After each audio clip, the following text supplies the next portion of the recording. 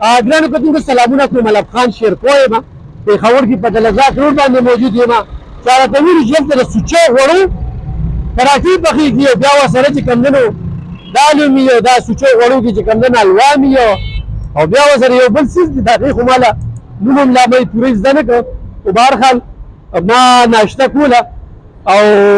هغه ناشته چې کومه ده راشه که نه وروره لږ راسه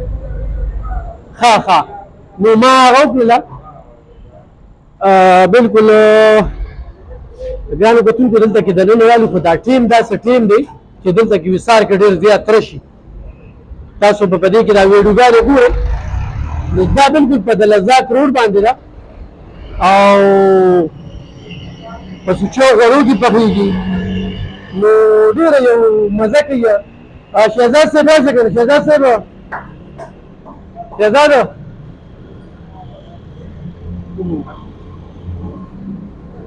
دلته کې نو ګرانو کتونکو تاسو ته موږ دغه کاونټر وکړه چې دغه ځای کې کوم کارګران دي د دې باره کې ماته دا معلومه شوه چې دا د تېرو 100 کالو تاریخ لري د 100 کالو تاریخ لري په یکتوت کې چې کوم دی نو د دوی یو برانچ دی نو دا برانډ دی چېرته چې په پېښور کې تپوس کوې چې د سوچو غوړو ناشته چېرته میلاویږي نو تا ته به دا د لزاک روډ باندې هم ښودلی کېږي یا په یکتوت باندې هم خپله پېژنګلو چې زموږ د کسانو سره جی زمونږ تقریبا 100 سال وشو د دې برانډ دا کیسان خالص ناشته ده د سوچو غوړو کې تیارېږي او څومره چې پېښور کې نور دا ناشتې دي دا ډالډا کې جوړوي او زمونږ دا ډفرنس دی چې زمونږ دا سوچو غوړ دي سوچو غوړ بالکل دې کې څه تیاروي دې کې جی حلوای چولی دي قتلمي دي هر یو شی آل ان ون چې دی هغه سوچو غوړو کې تیارېږي سوچو غوړو خلک راځي خلک راځي چې بس هغه برانډ هغه نوم وګوري چې یار بس دا هماغه کسان دي نو بیا راځي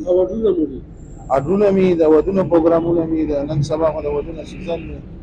نو بس هغې کې مونږ ځو هغې د هلته هم خدمت کوو کوشش دا وي چې کسټمر خوشحاله شي دلته داسې کورونه دي چې هغوی مونږ لره رولېږي نو ورلېږي او ډلیوري هم کوو پهله په خپله کولو سپورټ پاڼ نه پترو کوو چې یار ورسي خلکو ته یو شی دا برانچ کولولو مقصد هم همدغه دی چې هلته خلک راځي نو هلته چې کوم د چوټۍ ورځي اتوار کم از کم هغې له 2-3 غنټې انتظار کوي که لکه ما د یو ورور نه تپوس وکوئ زه اشنغرۍ د وختونو راځم اشنغرۍ کې هم ستاسو برانچ اشنغرۍ کې زمونږ یو برانچ و اوس دې وخت کې مشته هغه زمونږ کزن دي د هغې دی چې کوم مدر برانچ دی مین برانچ دی هغه چوک ناصر خان کې دی ورکوټ دکان دی جمعات لاندې دی خو لیکن بس هغه چې دی نو یو هسټري لري هغه دکان اوس دا مونږ پلو کو دا ښه غټ دکان دی لیډیز ټپ هم دی او بس اوس دا د خلکو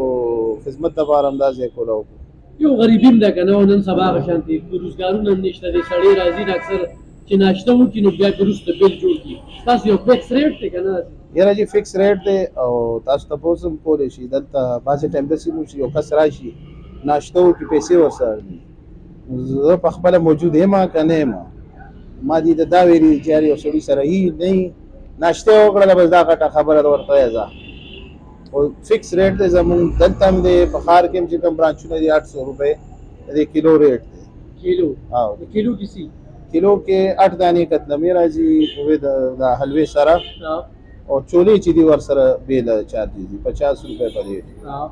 دا چولو موږ مسخري ما هم رالو چې کوم خپل اخراجات پوره دا 800 روپۍ څو کسه مړی یاره جی دا ډېر آرام سره 5 نه 6 کسان مړی